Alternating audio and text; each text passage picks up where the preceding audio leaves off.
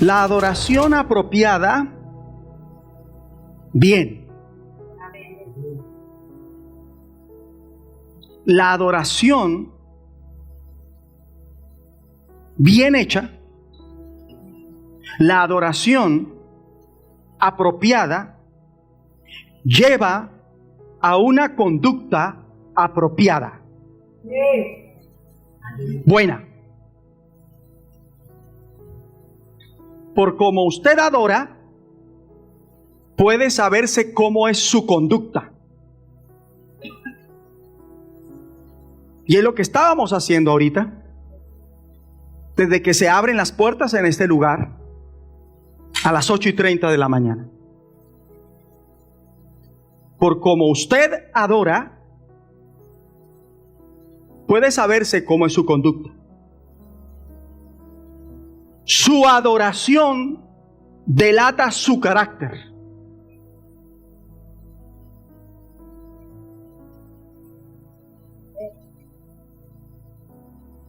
¿Cómo se está adorando? Vamos un poquito más allá, para que la perspectiva sea más amplia. ¿Cómo adora a Dios su cónyuge?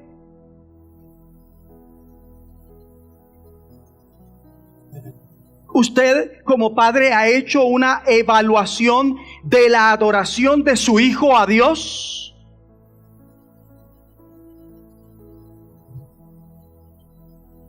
¿Ha examinado la adoración de su hija a Dios? Porque esto es importante, ya lo sabemos. Porque eso dice cuál es su carácter, cuál es su comportamiento, cuál es su conducta.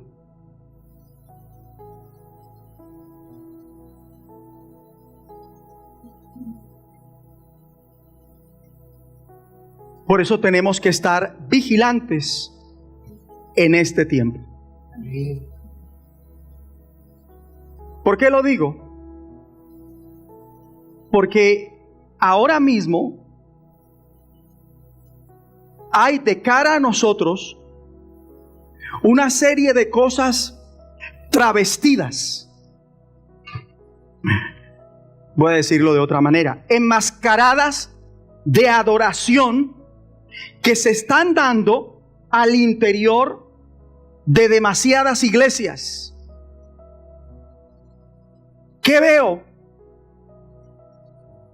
¿Qué debería estar viéndose? Una confusión espiritual.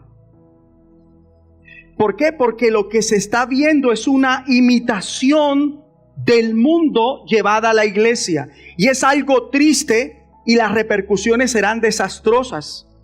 Es hora de que se vea una transformación en nuestra adoración.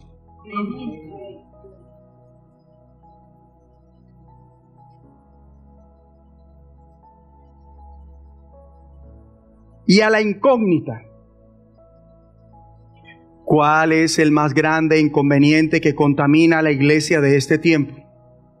La respuesta es una adoración centrada en la carnalidad y focalizada en la gente, cuando debería estar centrada en Dios. Y asimismo un destacable desdén con relación a nuestro entendimiento sobre quién es este santo, este justo Jesús de Nazaret, cómo tenemos que estar relacionados con Él. Dicho esto, vamos a continuar con la canción espiritual que se debería cantar entre los creyentes. A la canción que me refiero es la que está revelada en Éxodo 15, gracias a Moisés, que obedeció a la inspiración de Dios. Esta canción ya la empezamos a escudriñar bajo dos mensajes a la fecha. Esos dos mensajes, el primero está titulado Dios será victorioso y liberará, y el segundo, victoria para su pueblo. Y hoy vamos con el tercer mensaje bajo el título triunfantes en Cristo. Usted lo puede decir. Vamos al cántico en Éxodo 15 a partir del versículo 13. En este punto el cántico tendrá un viraje en la letra. En vez de hablar de lo que Dios le hizo a los egipcios, enfatizará desde este versículo hasta el final de este cántico en la operación y el mover de Dios para que su pueblo de pacto salga victorioso. Con Dios salimos victoriosos a como dé lugar. Su hogar sale victorioso. Su matrimonio sale victorioso. Recíbalo. Versículo 13. Así de pie los que se pusieron de pie. 13. Condujiste en tu misericordia a este pueblo que redimiste. Pueden tomar asiento. Estamos en el versículo 13. Condujiste en tu misericordia a este pueblo que redimiste. No he leído todo el versículo. De esta parte hay algo interesante, y es que la palabra condujiste es la raíz para la palabra descanso, para descanso. Y el descanso tiene que ver con la comodidad, con lo que satisface, con lo que agrada, con lo que deseamos experimentar. Bíblicamente, el descanso es un término más elaborado que lo es en nuestro idioma español. Cuando Dios dice, les doy descanso, les doy descanso. Cuando Dios dice, les doy descanso, nos está concediendo la perfecta provisión de lo que nos hace falta, de una forma cabal y plena. Así que esta parte que Él nos condujiste o nos conducirá, y además nos conducirá para que seamos capaces de recibir ¿qué? Su descanso. Pero sigamos. 13. Condujiste en tu misericordia, es decir, gracia. Eso es lo que aquí quiere decir misericordia. Así que dice, tú nos conduces con tu gracia. Esto es clave. ¿Por qué? Mucho cuidado. La gracia salva, ¿verdad? La gracia tiene como fin salvar a quienes la reciben. Por gracia sois salvos, Efesios 2:5. Por gracia encontramos el perdón de nuestros pecados. Por gracia encontramos redención. Sin embargo, la gracia, lo que hace la gracia es que trasciende estas verdades. ¿Por qué? Porque la gracia es multifuncional, tiene muchos y grandes resultados. Descubrimos que gracia, versículo 13, condujiste en tu misericordia, mejor dicho, nos has conducido con tu gracia. O sea, la gracia nos conduce ¿a qué? A tomar ese reposo, esa provisión de Dios. Asimismo, la gracia hace que se cumpla, nos faculta para cumplir la voluntad de Dios. De modo que cuando se recibe la gracia, sí o sí, nos volvemos recipientes de la provisión de Dios, pero también hacedores de su voluntad.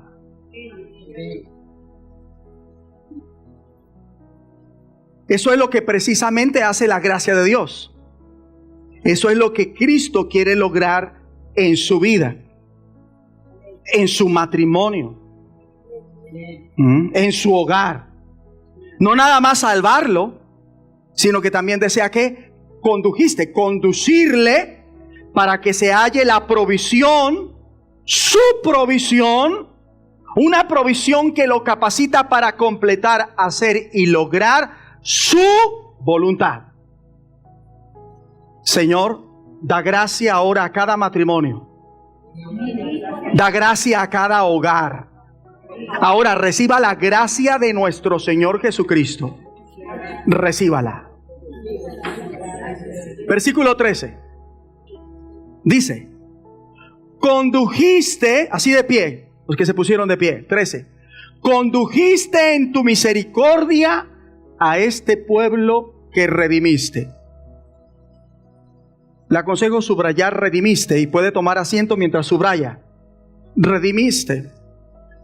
En su Biblia o en casa, cuando haga el estudio bíblico de nuevo de este mensaje, lo va a subrayar. Es importante.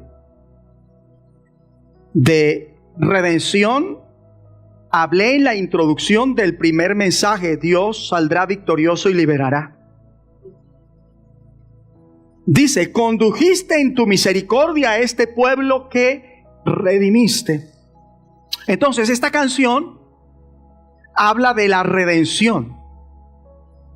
Y en definitiva, se está enseñando de la redención que conduce a una experiencia de reino. O sea, todo ello apunta a una victoria futura. Y la redención no es solo que Él pagó por nuestros pecados, sino que igualmente hay otra palabra para redención que habla del resultado de ese pago que redime. 13 dice: condujiste en tu misericordia a este pueblo que redimiste. Continuó: lo llevaste. Es decir, en el hebreo significa lo administraste. ¿Con qué? Sigo la lectura: con tu poder. ¿Y dónde los va a llevar? ¿A dónde los va a llevar este liderazgo, esta administración, esta gerencia del pueblo de Dios? Sigo con la lectura: a tu santa morada. Esto habla de un oasis. A eso se refiere. Santa morada habla de un oasis o morada de perfección. Y santa habla de propósito. O sea, muestra el propósito de Dios, que es cuál: llevarnos a una provisión, equivale a descanso, a un sitio donde podamos experimentar esa provisión. Entonces, déjese llevar allí. No se resista más. Y oro a Dios para que el que se está resistiendo, Dios lo venza. Y deje de ser terco, testarudo, y se deje llevar allí. Diga: me dejo llevar. Diga: mi cónyuge, si es casado, se deja llevar. Mi hogar se deja llevar. ¿A dónde? A ese descanso, a esa provisión de Dios. Así que entonces Dios nos está llevando. Dios nos conduce, nos lleva todo el recorrido para que podamos contar con esa provisión, para que conozcamos a Dios de forma íntima. Para eso es. Versículo 14, así de pie, vamos a leerlo. Los que están de pie, dice: lo oirán los pueblos, no nada más los egipcios, sino también esas otras naciones alrededor, ¿verdad? Alrededor del lugar de los hechos. O sea, el mundo a su alrededor. ¿Ellos qué? Lo oirán. Y se va a oír cómo Dios sale victorioso sobre ellos.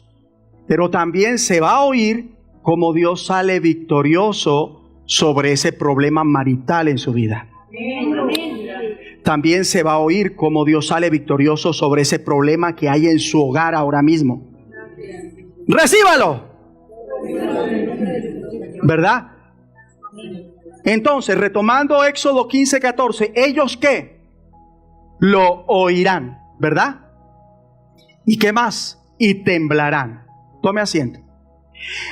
En esta parte dice, ellos lo oirán y temblarán. Investigando a fondo, este término temblarán es un término que expresa enojo. O sea que a ellos, estos testigos, les enfadó esto que Dios hizo a favor de su pueblo. Se contrariaron con esto, así como a la mayor parte del mundo. Y aprenda esto.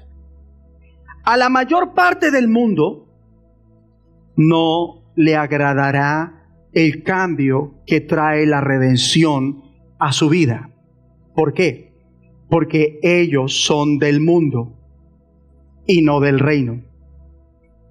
Y la gente del mundo desea cambios, sí, pero desea cambios mundanos. A la gente del mundo no le apetecen los cambios del reino.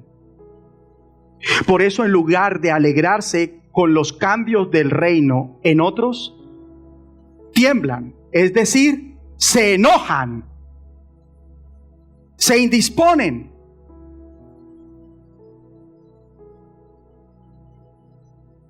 A mí me apetece un cambio de reino. Yo no quiero uno mundano, sino de reino.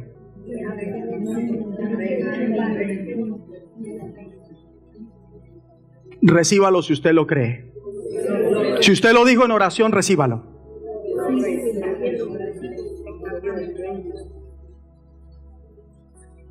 (14) Un momentico así de pie. 14. Lo oirán los pueblos y temblarán. Se apoderará dolor de la tierra de los filisteos. Este término filisteos es de donde sale la palabra palestinos. Por eso nunca más vuelva a referirse a Israel como Palestina. Es una palabra que tiene que ver con gente que no es de Dios. Israel no es Palestina. Y si alguien como yo les enseña así, descarten eso de esa enseñanza. Y puede que quien le enseña así sea al final un falso maestro. Porque el término filisteos es de donde sale la palabra palestinos.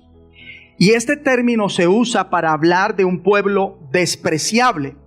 Un pueblo en el que Dios no se complace. El motivo, porque ellos están contra las cosas de Dios. Por tanto, al estudiar sobre lo que Dios hará, leemos que Dios está trayendo este cambio, pero ellos ¿qué? Temblarán, ¿verdad? Profundizo en el significado de esta palabra en el original, es decir, se agitarán, convulsionarán, se estremecerán. Eso a ellos no les alegrará. Ellos no dirán, gloria a Dios por ese cambio de reino. No. Más bien ese cambio a ellos les dolerá. Renegarán. Se indispondrán. Se levantarán contra ese cambio de reino. Les arderá. Se afligirán por ello. ¿Quiénes? Los filisteos. ¿Y ellos a quiénes representan? A los que siempre, estoy hablando ahora a quienes representan. Porque ellos al final son los palestinos, no los representan, son los palestinos, porque de ahí viene la palabra palestinos. Pero ellos a quienes representan, ellos representan a los que siempre se oponen a las cosas de Dios, de cualquier lugar del mundo. Los filisteos representan a todos los que se oponen a las cosas de Dios. ¿Es usted el filisteo en su familia? ¿Tiene como hijo un filisteo? ¿Se casó con un filisteo?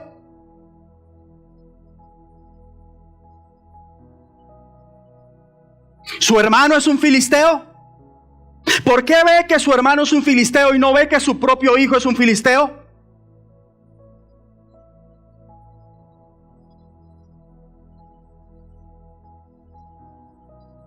Tomen asiento.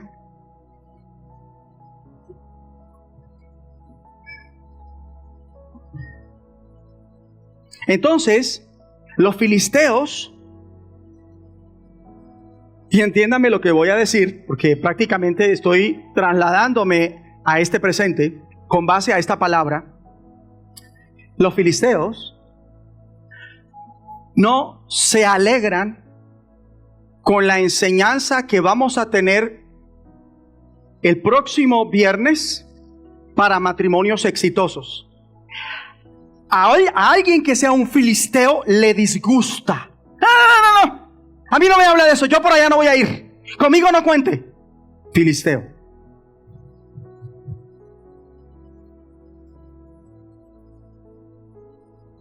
Yo no puedo. ¿Quién me va a obligar? Filisteo. Ni un amén. A pesar de que ellos se disgusten, aún así, Dios mediante, la enseñanza para matrimonios exitosos se hará. Amén. Gústele o no a los filisteos. Él dijo, y no hará. Y en la enseñanza para matrimonios exitosos está el éxito para aquel que no se ha casado y sabe que un día se casará. Está el éxito para aquel que está casado. Y está el éxito para que todos contemos con la sabiduría que va a ayudar a otros a tener eso. Matrimonios exitosos. 15. Entonces los caudillos de Edom se turbarán. ¿Quién es Edom?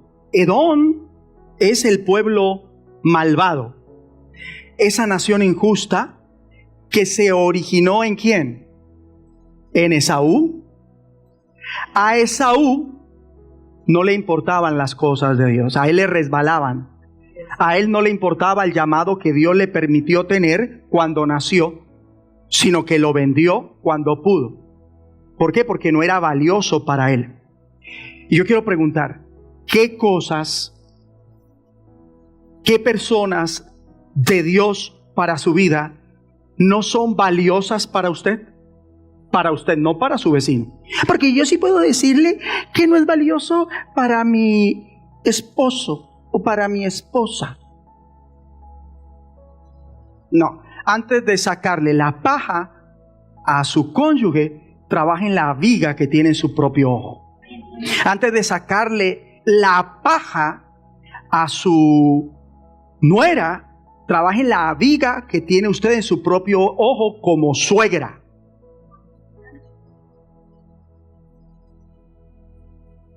Ese es el principio. ¿Qué cosas y qué personas de Dios para su vida no son valiosas para usted? Es decir, ¿no son importantes para usted? Profundicemos. O mejor, extendamos un poco más los linderos. ¿Qué cosas o qué personas de Dios, que son de Dios, no son importantes para su hijo? ¿Usted ha pensado en eso? Esto para mi hijo no cuenta. Esta persona para mi hijo le vale. Si usted lo ve objetivamente, no se va a quedar más así. Va a actuar y va a trabajar en el poder del Espíritu. Va a buscar la ayuda de Dios, la dirección de Dios, y le va a meter la ficha para que a su hijo se le quite eso. Amén. ¿Ve?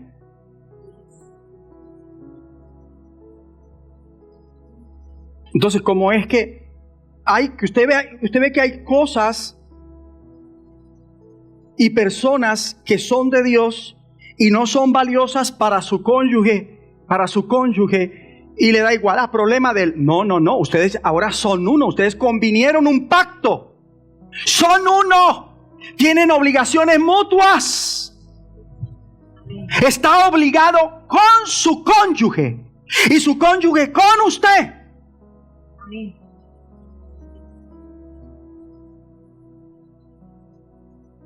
Entonces mal hace el cónyuge que manda a la iglesia a su cónyuge y él no se congrega o ella no se congrega.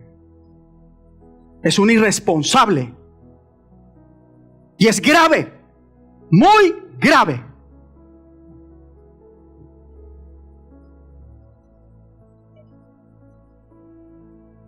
Pero solo hasta que se vea así dejará de estar como.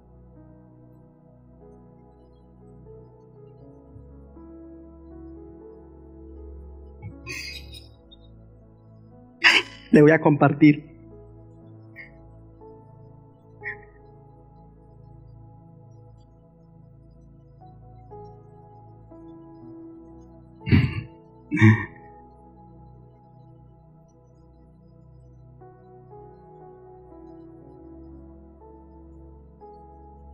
Gracias, Señor, por mi nuevo equipo.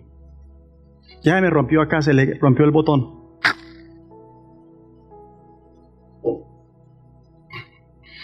Bueno, si hay algo ahora mismo de Dios, personas o cosas que no sean valiosas para usted, importantes, debiendo serlo, mi consejo es arrepiéntase. Y si hay alguien que se quiera arrepentir y hacer una oración, ya hágala. Le doy 1 minuto para que ore a Dios. Así es. Yo también me hubiera puesto de rodillas y de una vez, Señor, perdóname. Y le digo esto, Señor, me arrepiento ahora y ayúdame en el nombre de Jesucristo. Porque voy a comenzar a valorar tus cosas. No voy a ser un edomita. Porque nadie sabe lo que tiene. Hay que dejar de poner en riesgo la bendición. No la exponga. No exponga cosas de Dios y personas de Dios por no saber valorarlas. Y diga, Señor, y comienzo a valorar como tú quieres esas cosas tuyas y esas personas tuyas, porque no voy a esperar a perderlas para descubrir que sí valen. No voy a perder eso que vale, en el nombre de Jesucristo.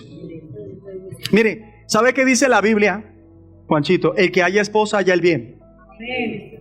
Entonces, ¿qué pierde un hombre cuando pierde su esposa? El que haya esposa haya el bien de Jehová. ¿Qué pierde un hombre cuando pierde su esposa? ¿Qué pierde? El bien de Jehová. Y nadie sabe lo que tiene. Y uno no puede arriesgarse a perder. Tomen asiento.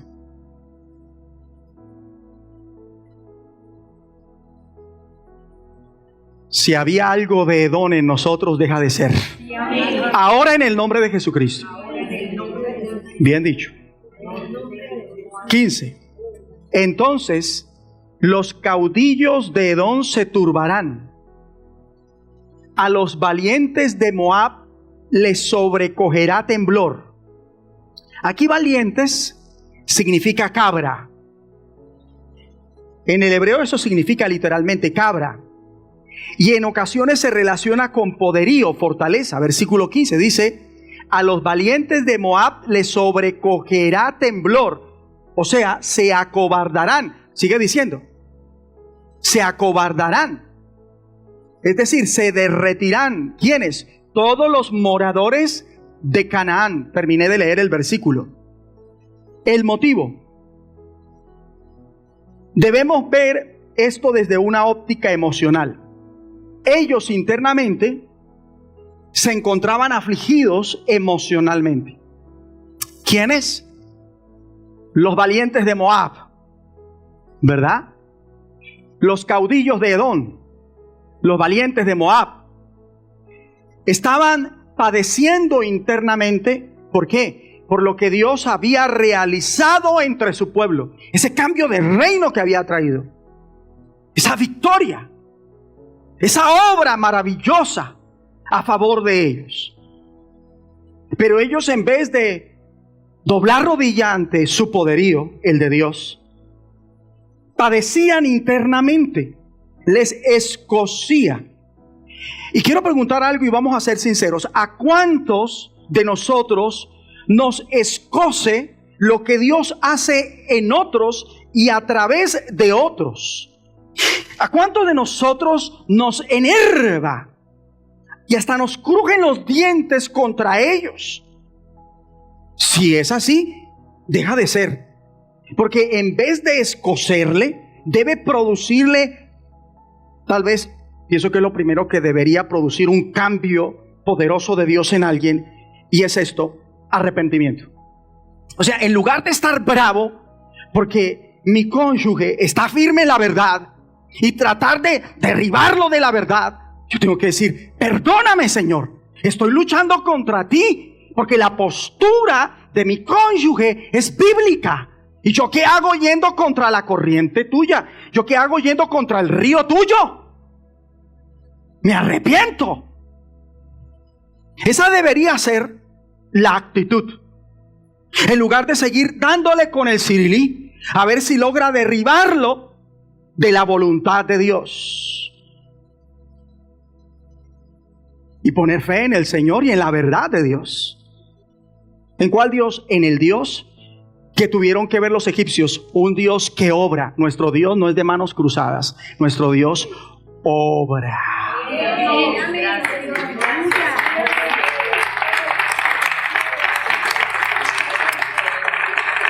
Ahora veamos enseguida cómo se hablará de una derrota física. 16 dice: caiga sobre ellos temblor y espanto. A la grandeza de tu brazo emudezcan como una piedra. Aquí me llama mucho la atención la grandeza de tu brazo. Y esto, la grandeza de tu brazo, inquiriendo un poco, encontré que es visto como una manifestación futura de la obra de Cristo para traer la victoria. ¿Cuándo? Cuando regrese nuevamente. A eso se refiere la grandeza de tu brazo. Y dice: enmudezcan como una piedra. Lo voy a decir en un léxico muy familiar para los infantes de mi generación. Congelado. Un juego de niños. Congelado. Congelados, dijo Dios, ¿a quién? Al enemigo. Y ellos de ipso facto se quedaron como petrificados. ¿Por cuánto tiempo? Sigamos con la lectura. Estamos pasando la mitad del versículo 16. Hasta que haya pasado tu pueblo, oh Jehová. Y esto se refiere a los hijos de Israel cuando Dios partió el mar. Cuando el agua se detuvo como un muro líquido, ¿qué ocurrió? Los hijos de Israel pasaron y los egipcios se vieron obligados, según esta canción, ¿a qué? A estar callados y petrificados como piedras. ¿Hasta qué punto? Hasta el momento en que pasó todo el pueblo. Y hay poder. Hay poder. Y congelado le dice Dios a ese enemigo que nos la tiene al rojo, mientras nosotros pasamos al otro lado. Pasa al otro lado su matrimonio. Pasa al otro lado el matrimonio de su hijo, el matrimonio de su hija. Pasa al otro lado su hogar. Pasa al otro lado el llamado que Dios le ha hecho a su vida. Porque dice, hasta que haya pasado este pueblo que tú rescataste. Subraye rescataste, y mientras lo subraya, siéntese. Hasta que haya pasado este pueblo que tú rescataste. Así termina el versículo 16. Rescataste es otro término que tiene que ver con redención. Entonces, Dios los redimió y dice que los compró. ¿Cómo lo hace? Fueron redimidos por la sangre del Cordero en la Pascua. De ahí que Jesucristo muera, ¿cuándo? En Pascua. El acontecimiento de la cruz se lleva a cabo, ¿cuándo? En Pascua. En el Evangelio o en los Evangelios se da a conocer como el día de la preparación. Y eso sobreentiende la Pascua. 17. Tú, 17 por favor, tú los introducirás y plantarás en el monte de tu heredad. O sea que Dios tomó a este pueblo que Él mismo había, ¿qué? Liberado, los había redimido y había iniciado una relación de pacto con ellos. ¿Y qué hace? Los introdujo y los plantó. ¿Dónde? Sigue la lectura. En el monte de tu heredad, versículo 17. En el lugar de tu morada. Y los estableció como el lugar de su morada. Que tú, estoy leyendo el versículo, que tú has preparado, oh Jehová, en el santuario que tus manos, oh Jehová, han afirmado. Terminé de leer el versículo 17. La segunda mitad del versículo 17 nos enseña un léxico que tiene que ver con la adoración. Él los lleva, no a cualquier lugar, a un santuario del Señor. Y todo esto tiene que ver con el objetivo de ¿qué? Con el propósito de la redención. Mire, usted ha sido redimido con el siguiente propósito. ¿Listo? Para que tome nota. Que sea capaz de adorar a Dios.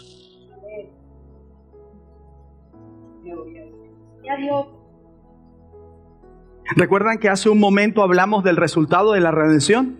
Y quedó como en puntos suspensivos. Pues aquí está. Sin redención no se puede adorar al Dios viviente. Lo vuelvo a decir. Sin redención no se puede adorar al Dios viviente. Y no nos vamos a pifiar. Quienes no han experimentado la redención del nuevo pacto, no pueden adorar a Dios como Él demanda que lo adoren. ¿Y cómo es eso? En espíritu y en verdad. Juan 4:23. Entonces, muéstreme a alguien que no sabe adorar a Dios, que no adora a Dios como Él lo exige. Y yo muy seguramente le mostraré una persona que todavía no ha sido redimida. Cree que ha sido redimida, pero no ha sido redimida porque no vive para adorar a Dios. O en definitiva, no ha sido redimida o no comprende la redención en Cristo para su vida. Es por este motivo que pasamos de la fidelidad de Dios a este tema de la redención del pueblo, donde ellos fueron rescatados, es decir, comprados, y fueron llevados a su santuario, el del Señor, en el cual adoran a Dios. ¿Y a qué alude el santuario aquí? Al reino. Porque dice el versículo 17, en el santuario que tus manos, no es un santuario hecho por manos de hombre, es un santuario hecho por manos de Dios, por las manos de Dios. Porque dice, en el santuario que tus manos, oh Jehová, han afirmado. Subrayemos eso, tus manos. O sea, sus manos han preparado o establecido. Sus manos. No se está enseñando de algo que ocurrió en este mundo. No hace alusión al tabernáculo, tampoco al primer templo, menos al segundo templo, sino que hace alusión al reino. Reciba una mudanza divina. Ahora le voy a rogar algo, porque yo conozco al ser humano. Le voy a pedir un favor, no vaya a manipular esto que acabo de declarar porque es real. ¿Qué? Que reciba una mudanza divina. No lo vaya a manipular para achacarle a Dios un trasteo que Dios no quiere. Porque yo ya he visto eso muchas veces, yo ya lo he visto. No, a lo que me refiero es cómo manipulan y le achacan a Dios cosas que Él nunca quiso. Y se paran a veces y testifican y dicen que Dios se las dio. No, Dios no se las dio. Que Dios lo permitió es diferente, pero la misma persona se lo dio. Dios no se lo dio. La misma persona decidió ir. Dios no lo mandó. Pero algo es cierto con esta declaración, es que va a haber una mudanza divina. Algo que es de Dios 100%. Donde Dios toma y hace mudar, ¿verdad?, a la persona y también tal vez su sitio, y lo introduce en un nuevo lugar. Y si es Dios quien orquesta su mudanza, tenga la seguridad, nada le faltará. Vamos al versículo 18. El versículo 18 nos confirma nuevamente que esta canción que cantó Moisés se canta y se cantará. Lo aprendimos en el mensaje, Dios será victorioso y liberará. Tiene repercusiones a futuro, se relaciona con la redención final, el establecimiento del reino. El motivo, 18, dice, por favor, Jehová, y confirma todo lo dicho hasta aquí, Jehová reinará eternamente y para siempre. ¿A quién le importa eso? Yo conozco poca gente que le importe esto. Edomitas, filisteos. Esa es la verdad.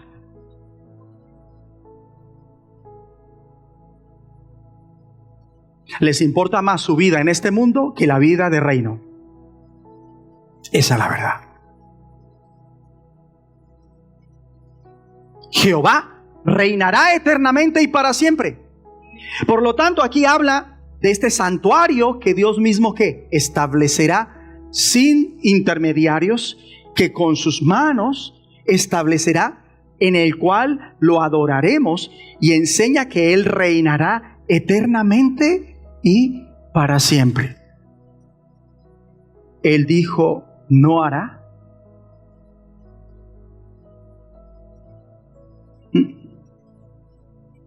Vamos ahora con el fragmento de esta canción que brinda un resumen sobre la victoria que Dios ha logrado para su pueblo.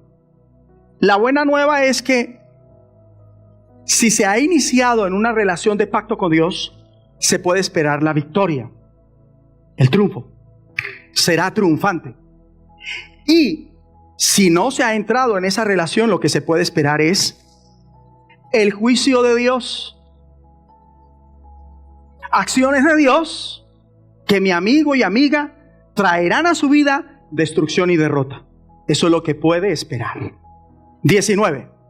Porque Faraón entró cabalgando con sus carros y su gente de a caballo en el mar. Esta canción incluye una reseña de lo que sabemos que sucedió, por lo que acabamos de aprender. Los hijos de Israel pasaron el mar en seco. Los egipcios, dirigidos por Faraón, los ven atravesar y creyeron que esta iba a ser la ocasión perfecta. ¿Para qué? Para perseguirlos y alcanzarlos y devorar sus despojos, de tomarlos para sí y tener así una experiencia provechosa. Pero, ¿cómo está escrito? 19. Porque Faraón entró cabalgando, dijeron, ahora sí, servidos en bandeja de plata, con sus carros y su gente de a caballo en el mar. ¿Y qué ocurrió? Y Jehová hizo volver las aguas del mar sobre ellos. Salió el tiro por la culata. Su sueño no se le cumplió. Su propósito de vida no se logró. Porque no era de Dios. Y lo que no es de Dios no prospera.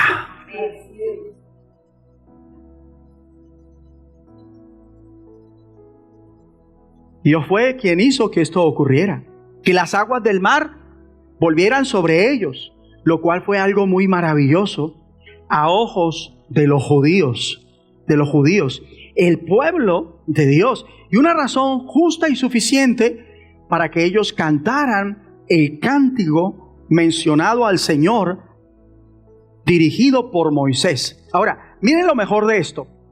No he terminado la lectura bíblica. Dice el versículo 19, dice, mas los hijos, es prácticamente el final del versículo, mas los hijos de Israel pasaron en seco por en medio del mar.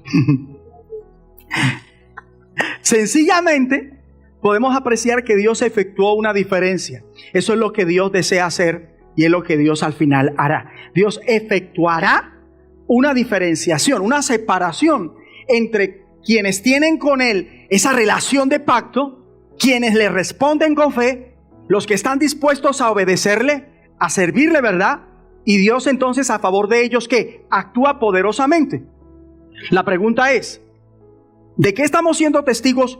Hablando del cántico específicamente, estamos siendo testigos por el oír acompañada de fe la letra de esta canción, que Dios venció de una manera extraordinaria. Su victoria la compartió el pueblo de Israel.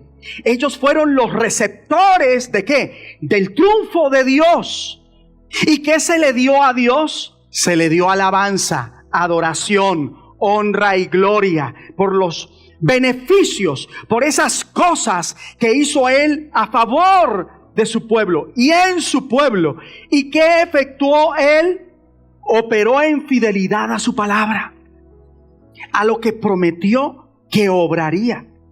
Y esto no nada más es una enseñanza de lo que Dios ha efectuado. Esto tiene que ver es con lo que Dios hará a futuro. ¿Qué es eso? Que a futuro Dios traerá la victoria. ¿Para quién? Para su pueblo de pacto. Y yo quiero decir a nosotros hoy, de esa salimos victoriosos, triunfantes en Cristo. Dios vence de una manera extraordinaria ese problema matrimonial en su vida, ese problema familiar en su casa, que ataca los propósitos de Dios para su casa, para su vida, para su matrimonio. El enemigo no pudo, el enemigo no puede con usted, el enemigo no puede con la iglesia. Se cumple el propósito de Dios con nosotros y a través nuestro, en el nombre de Jesucristo. Cantaré yo a Jehová, se ha magnificado grandemente. Sí, Señor. Cantaré yo a Jehová, me ha liberado para siempre. Cantaré yo a Jehová, se ha magnificado grandemente.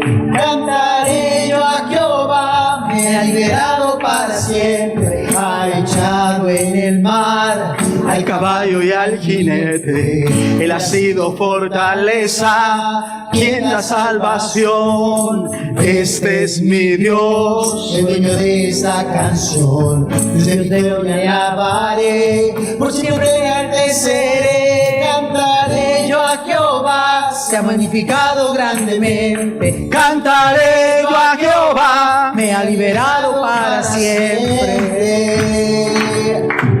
Tome asiento. Les estaba diciendo que esto tiene que ver es con lo que Dios hará en el futuro. ¿Qué es eso? Que traerá la victoria para su pueblo y traerá una adoración de reino en la tierra. Una adoración al Rey de Reyes, al Señor de Señores. ¿Cómo está escrito? Versículo 18. Jehová reinará eternamente y para siempre. Y esta lexicografía se está repitiendo, es empleada para el retorno de Cristo. La cuestión aquí es, ¿se está preparado para su retorno? ¿Se está esperando con total convicción ese retorno y preparándose para ese instante? Ya es el tiempo de estar preparados y que los vientos lleven la voz. Ya es el tiempo de comprender lo que va a acontecer y cómo debemos reaccionar ante esto para que seamos capaces de ser testigos fieles, para que seamos capaces de brindar un testimonio adecuado. ¿De qué? Caramba, de que somos su pueblo, que somos suyos, que somos su posesión comprada mediante la redención. Caramba, que su sangre ha hecho una distinción en nuestra vida. No nada más porque fuimos perdonados, sino porque mediante su sangre hemos iniciado una relación de pacto eterna con Él. Mire, un momento. Medite en esas relaciones especiales de su vida. Les puedo compartir que por causa de que estoy en una relación de pacto con mi mujer, porque la relación que tengo con mi Pili, con mi Paloma, es una relación de pacto. Y esa relación a los dos nos cambió la vida. Y lo sigue haciendo. Nosotros, por el hecho de entrar en el pacto del matrimonio, nos cambió la forma de pensar. Y lo sigue haciendo. Y no nada más pensamos distinto, sino que nuestro comportamiento también es distinto. Si no lo fuera, grave. No hemos entendido entonces la relación de pacto del matrimonio. Es más, a esta altura con mi esposa seguimos descubriendo comportamientos que deben ser distintos. ¿Por qué? Porque entendemos que no somos solteros. Estamos casados. Tenemos una relación de pacto. Y por causa de nuestro matrimonio, igualmente ahora tenemos y seguimos descubriendo objetivos distintos a los de nuestra soltería. Todo ha cambiado y debe cambiar y sigue cambiando. Y esa es la experiencia de un matrimonio entre creyentes genuinos. Si no hay esa verdadera conversión o esa disposición a entender esto, no es la experiencia en ese matrimonio. Y es frustrante, injusto.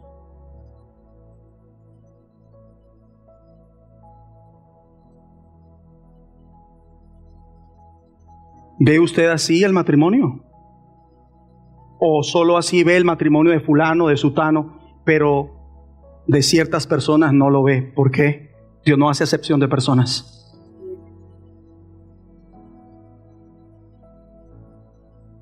Y asimismo, en cuanto a estas relaciones especiales, manteniendo el ejemplo de la relación de pacto de matrimonio, cuando nos volvemos la novia de Cristo, cuando iniciamos ese pacto que es un matrimonio, somos la novia de Cristo. Entonces habrá un gran banquete de bodas en el reino de Dios, según Apocalipsis 19. La cuestión para nosotros es, ¿estamos anhelando ávidamente esas cosas? Nuestro estilo de vida, acciones, conversaciones demuestran que creemos eso. Usted sabe que en Cristo somos más que vencedores. Bueno, y si lo sabe, ¿por qué no lo vive? ¿Por qué no lo vive a plenitud? ¿Cómo demuestra usted que efectivamente en Cristo usted tiene victoria? Y cuando tiene la victoria, ¿cuál es su reacción? Si lo supiera, es decir, si realmente lo entendiera y lo viviera, viviría adorando a Dios, y en este caso puntual, cantándole himnos espirituales, pues Dios dice que nos lleva de triunfo en triunfo. Es más, nunca nos atreveríamos a tener en poco el tiempo de la canción en la congregación donde Dios lo plantó. El tiempo de la alabanza, no se lo perdería.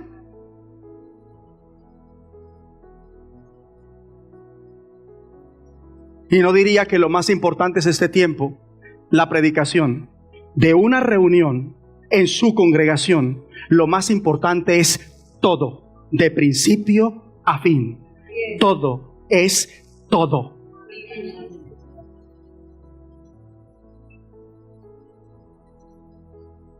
Hasta acá hemos visto la gran obra de liberación que sucedió en el Mar Rojo, ¿verdad? Y lo hemos visto gracias a ¿qué? A que Moisés tomó la reacción que acabo de hablar y que se debe tener, cantarle a Dios, donde él no se deje inspirar por Dios. No nos daríamos por enterados del tema. Gracias a su cántico nos estamos enterando y estamos siendo edificados. Y es que nuestro Dios es un Dios que libera. Una verdad que debería aumentarnos la fe. Pues Dios es confiable. No hay que entrar en pánico ante la oposición ni la persecución, sino perseverar en obediencia mientras Dios hace lo suyo, liberar. Dios libera su cónyuge. Dios libera su matrimonio. Dios libera su hogar. Dios libera a su hijo. Libre de eso que parecía acabar con todo, en el nombre de Jesucristo. Si usted lo cree, confiéselo. Entonces, esto lo aprendemos de la correcta respuesta de Moisés ante esta liberación con este cántico. Y del mismo modo, vamos a ver a María, su hermana, que también fue inspirada por Dios a alabarle, acompañada de otras mujeres. Por un lado está Moisés dirigiendo y después su hermana. Es algo hermoso, es un cuadro hermoso. Versículo 20, así de pie los que están de pie, dice: y María, la profetisa, hermana de Aarón, y también hermana de Moisés. Los tres aquí son hermanos. Entonces, ¿qué estamos viendo? La adoración en familia en medio de la congregación. Estamos viendo no la adoración de la familia allá en su casita, no. Estamos viendo, vamos a ver y seguimos viendo la adoración de la familia en medio de ¿dónde? De la congregación, a cargo de una familia. Y saben, si usted me pregunta a mí como hombre de fe, ¿qué veo para usted? Veo a su familia adorando y dirigiendo la adoración en medio de la congregación. ¿Como la mía? ¿Como la mía? Si ustedes ven, aquí cantando, estuvo dirigiendo mi hijo Juan David, mi esposa ahí acompañándolo, ¿verdad? Mi nuera estaba también ejecutando un instrumento para cantarle a Dios. Mi hija asistiendo. Y ahí está Carlos Andrés, y a mí nadie me cambia el disco. Si está su papá y está su mamá, Carlos Andrés no debe estar por fuera de esta bendición. No lo acepto. No lo acepto. Yo no sé cómo usted es respecto a su familia, pero yo no acepto que el diablo me maneje la familia.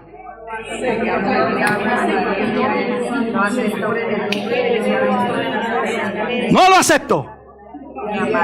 No lo acepto. Póngase de pie y dígalo: no acepto que el diablo me maneje la familia. No me maneja la familia.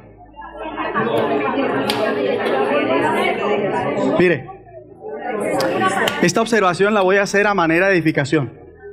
Yo pensé que ellos se me iban a acercar a mí y se iban a venir a decir: sí, mi papá, no estamos de acuerdo, sí, mi pastor. Pero no se acercaron. Yo pensé que se iban a acercar. Lo hago a manera de observación. Eso es poderoso. Esas reacciones, ¡boom! ¡Pam! ¡Pum! Rompen. Dios ve todo eso. Pero cuando no, quiere decir que hay miedos, hay cosas, hay argumentos. Pues el diablo derriba esos argumentos. El diablo derriba esos argumentos en el nombre de Jesucristo. ¿Cómo es que no nos movemos para lo que nos tenemos que mover? Tenemos que movernos para lo que Dios quiere, mi hermano, en el nombre de Jesucristo. Entonces vemos a Moisés, profeta, maestro. Ahora vamos a ver a María, profetisa, Aarón, el sumo sacerdote. ¿Qué familia? ¿Qué familia? Así va a ser su familia. Así va a ser su familia, recíbalo. Pero nuevamente, la redención es una precondición para adorar a Dios. Y por entero este capítulo 15 está dedicado a la adoración a Dios y ser seducidos a un estado espiritual fundamentada en el conocimiento, con el propósito que seamos capaces de obedecer a Dios. Este es el principio. La adoración apropiada lleva a una conducta apropiada. Tome asiento y tome nota. La adoración apropiada lleva a una conducta apropiada. Así que la gente que se comporta mal, de mal carácter, falto de dominio propio y templanza, energúmeno, inseguro, ¿verdad? Energúmeno en la carne, intransigente, soberbio, injusto, injurioso, que juzga mal, mentiroso, engañado a sí mismo, hipócrita, y la lista sigue. ¿Qué pasa? ¿Cuál es el problema de ellos? ¿Cuál es? Usted ya debe tener la respuesta. ¿Cuál es? Ellos no saben adorar a Dios. Ese es el problema de ellos. Es un energúmeno en la casa, es un energúmeno con su mamá, porque usted no sabe adorar a Dios. Por eso es una alzada y manipuladora que se salió del régimen de su madre sin ser el tiempo. ¿Por qué? Porque no sabe adorar a Dios. Por eso se congrega cuando se le da la gana. ¿Por qué? Porque no sabe adorar a Dios.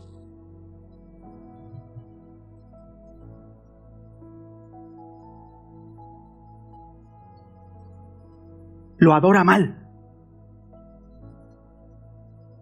Hay que estar vigilantes entonces, porque muchas reuniones están disfrazadas de adoración y se ve confusión espiritual, porque se está trayendo a la iglesia imitaciones del mundo para adorar a Dios. Algo terrible, con repercusiones espantosas. Entonces es necesario tener y mostrar un cambio. ¿En qué? En nuestra adoración. ¿Cuándo sabré que usted cambió en su carácter? Cuando muestre un cambio en su adoración.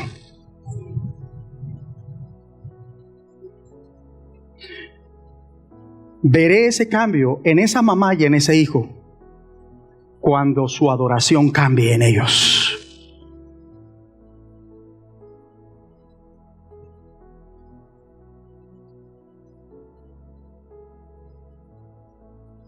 Ahora, el más grande inconveniente que contamina al creyente de este tiempo, ¿cuál es? La adoración originada en la carne y encauzada a la gente en lugar de encauzarse a Dios. Además de ese evidente rechazo respecto a nuestra definición de Jesucristo el justo y cómo debemos relacionarnos con Él.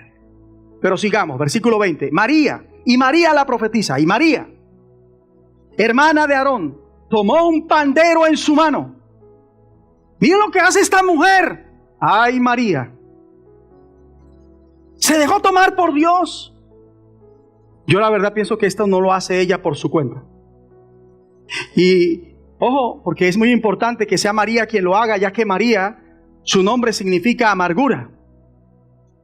Y ella a esa altura está representando la amargura de los tiempos que les tocaron vivir, las aflicciones que los israelitas soportaron, pero ahora canta.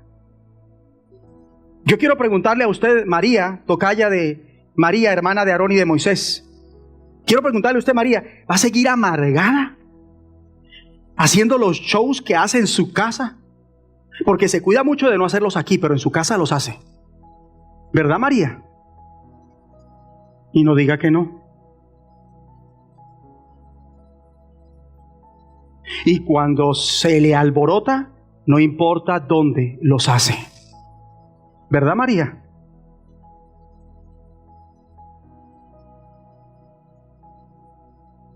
¿Va a seguir en ese plan o va a comenzar a cantar al Dios que cambia los tiempos? ¿De qué manera los cambia? Dándole triunfo a su pueblo. Compartiendo su victoria con el pueblo. Entonces, para todos, si es esto, renunciemos a ser amargados.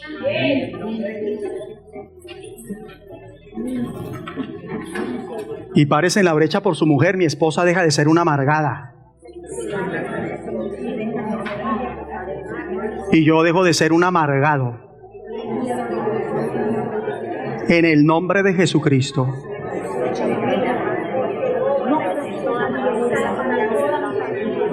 En el nombre de Jesucristo.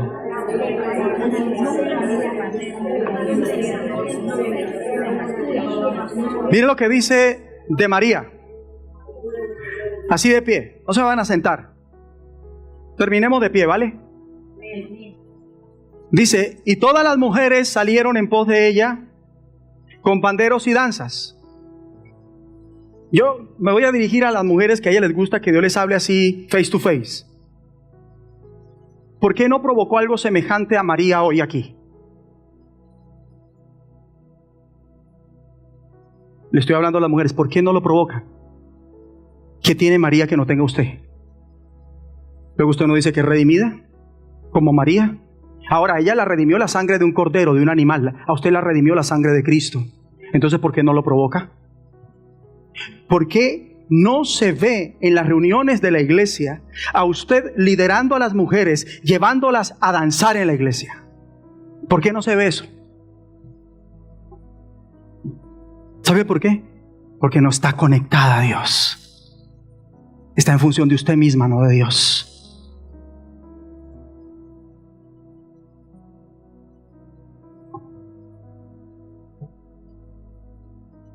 Tan en función de usted misma está, dice, qué oso. Ay, pero yo así. Ay, qué pena. Ay, no, pero yo no estoy de genio. ¿What? No conoce a Dios, mujer.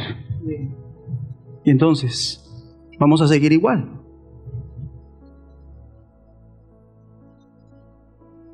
¿Y usted que se llama María, por qué no lo hizo María? Vino y adoró como quiso y luego se va y ya. Dios no es una ramera a la cual le pagamos por un servicio y ya. No. Dios es nuestro Redentor. Amén. Y nuestro Hacedor. Amén. Es nuestro Padre. Amén. Y es el Señor de todo el universo. Amén. Y Él merece que le demos lo mejor. Amén. Siempre que nos congregamos.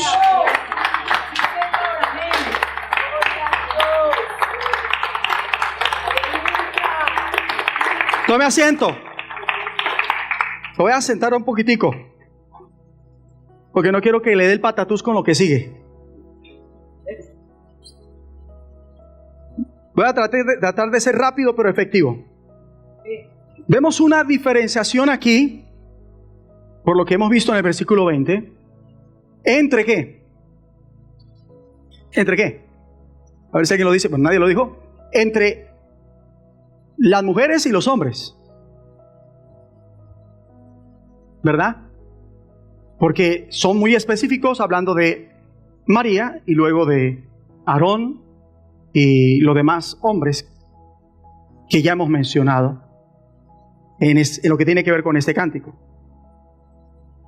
Entre ellos no había tal cosa que se maneja hoy día de una mujer atrapada en el cuerpo de un hombre, ni viceversa, sino varones y mujeres, masculino y femenino. No trans, por ejemplo. Quien cambia este orden que estoy hablando es rebelde, que muestra la palabra. Si Dios dice, te he creado mujer, pero ella responde, no, yo soy hombre, yo soy él, no me digan ella. Eso no es más que una fuerte rebelión contra Dios. La persona que está confundida respecto a su sexualidad, sea hombre o mujer, eso deja ver en esa persona un grave problema espiritual. Y si alguno dice, no se preocupe, a usted Dios lo recibe tal cual. Y por supuesto, Dios no recibe pecadores, mas hay una precondición. No basta con confesarlo como Señor. La precondición es esta, el arrepentimiento. Y eso donde empieza, en el corazón, en entender que eso es pecado. No es aceptar que se es así y solo debe aceptar a Cristo y ya. No, hay que decir, Dios, soy un pecador y estas cosas son perversas, no cuadran con tu palabra, por consiguiente tengo que confesar mis pecados. Cuando se hace eso, Dios nos perdonará, Dios obrará ese cambio en nuestra vida. Mientras tanto, no.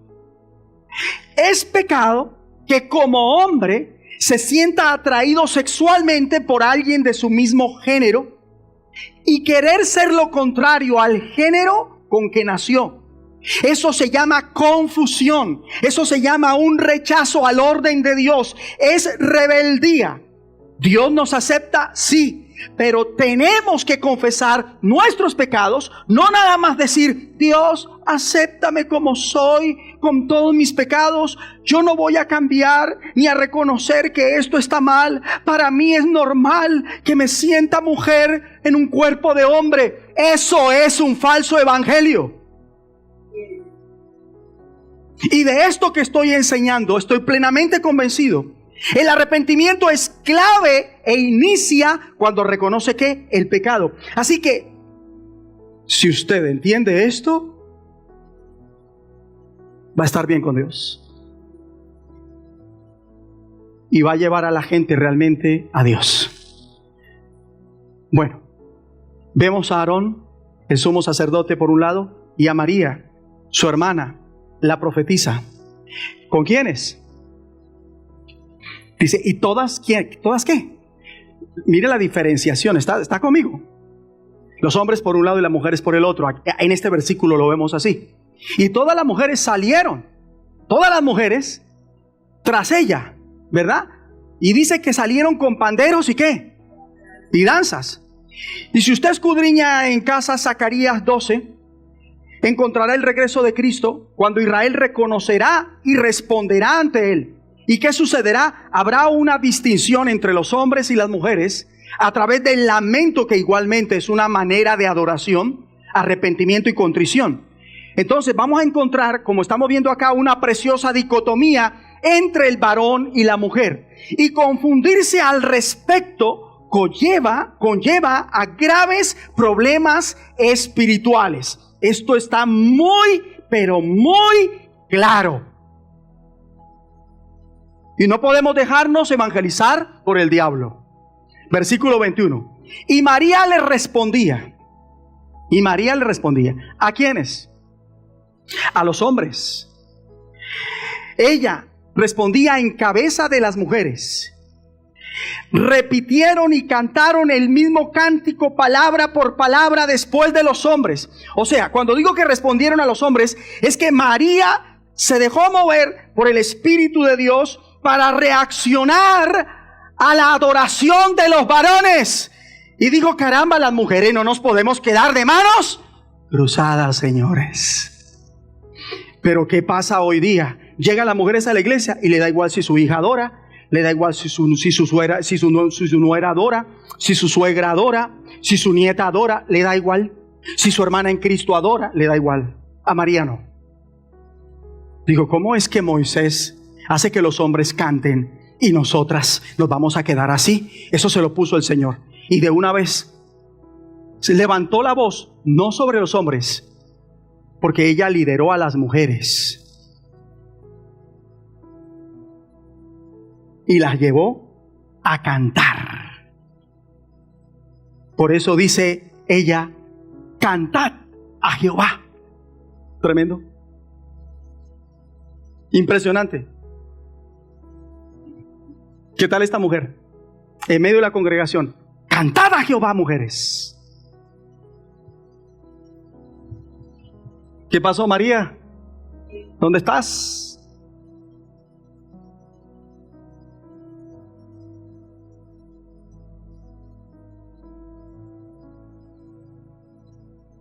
Porque en extremo se ha engrandecido, ha echado en el mar al caballo y al jinete, porque ha triunfado gloriosamente, ha arrojado al mar al caballo y a su jinete.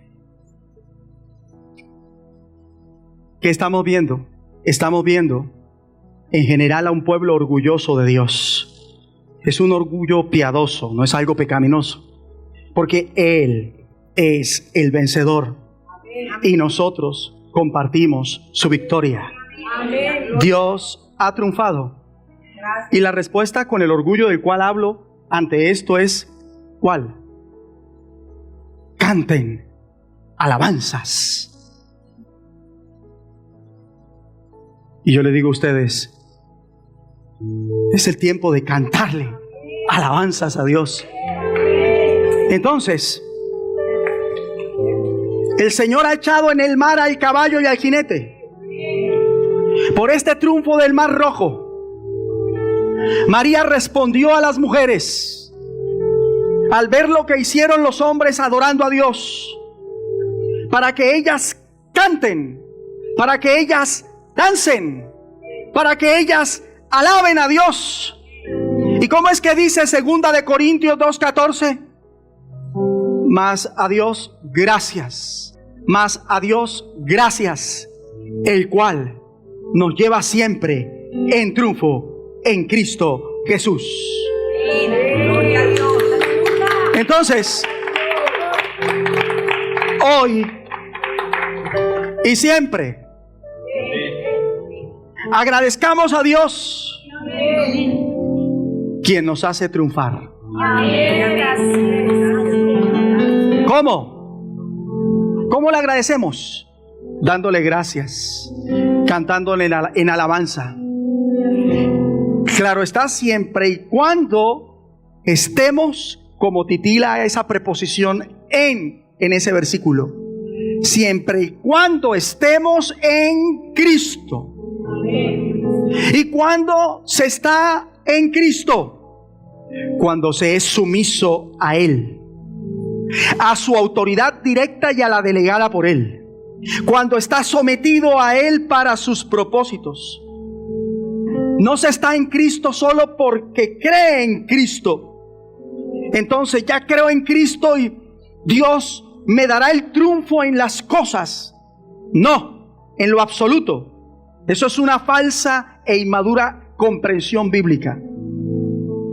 Los que viven cantándole en gratitud es porque siempre triunfan en Cristo y para Cristo. ¿Y por qué triunfan en Cristo? ¿Por qué? Porque están sometidos a Él para sus propósitos. Entonces, un cristiano verdadero que experimenta más a Dios gracias, el cual nos lleva siempre en triunfo. ¿Cuál es la constante de un cristiano verdadero? Triunfo, victoria sobre el mal genio, sobre la pereza para no congregarse, sobre el desprecio hacia la Biblia.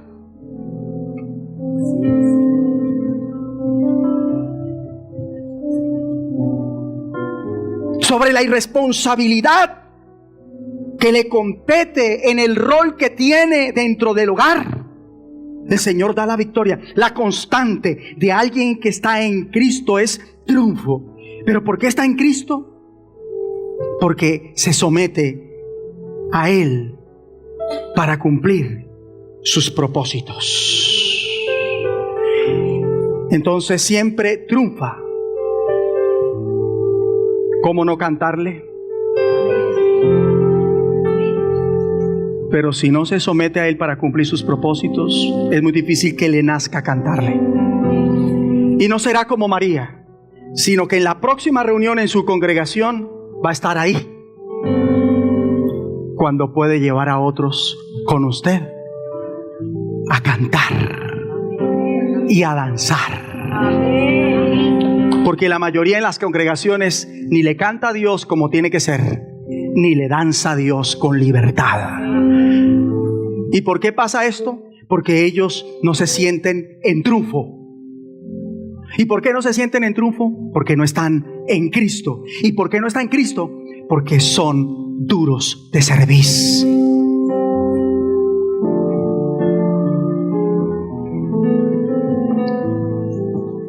¿Qué debo hacer, pastor? Correr a esta plataforma y decirle: Señor, me someto a ti, me someto a tus propósitos.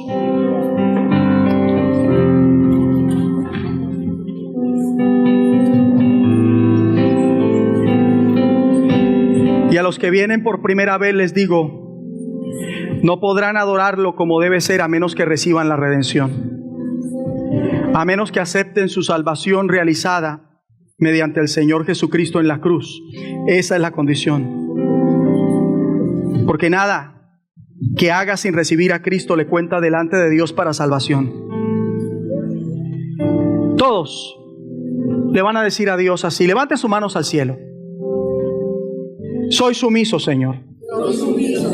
Me someto y permaneceré sometido a ti para tus propósitos. Estoy en Cristo y para Cristo. En Cristo he sido redimido para adorarte en espíritu y en verdad. A partir de hoy lo empiezo a hacer. Pues si tengo la victoria sobre el mal, sobre todo lo que se opone a tu voluntad, es gracias a ti. Por eso te canto. Cántele. Eres Señor vencedor, el invencible. Eres campeón ganador en batalla. Eres mi rey, mi Dios, el que cuida a su pueblo. Y eres Señor vencedor, el invencible. Eres campeón ganador en batalla. Eres mi rey, mi Dios, el que cuida a su pueblo.